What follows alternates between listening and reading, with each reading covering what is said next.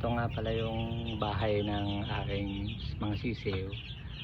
So tatlong yero to na 12 feet yung haba. So yan. Medyo manipis na yung ipa kasi 2 weeks old na sila. Isa sila noong November 9. So ayan yung mga sisiw ko. Regulated nga pala sila ng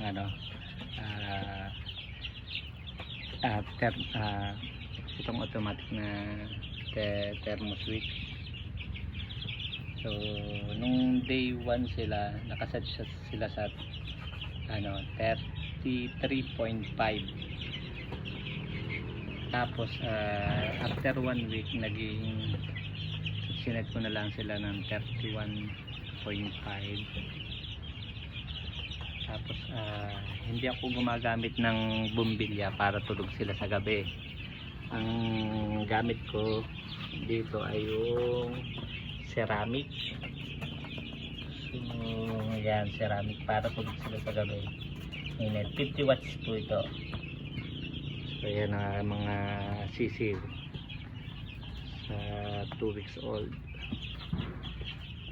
Yan. Nilagyan ko sila nito kasi 50 heads lang naman to.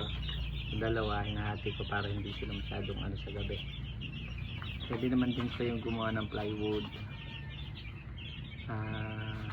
Yan lang, plywood yung sa iba kasi konti pa lang naman to. Ayan, nung una ang day 1 nila dito na din agad sila siguro mga 3 hours ko lang sila nilagay dito sa box na to. Tinuruan ko lang uminom at tumuka, tapos baba na din agad dito.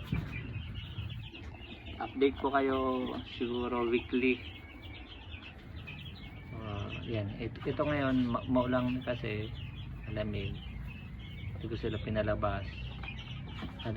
May amino acid at red cell, medyo mainit-init sa katawan. Umulan kasi sa labas, malakas yung hangin, hindi ko muna sila pinalabas. Yung iba nagpapalabas ako para mas iwas sa sakit, kahit naman mga bata.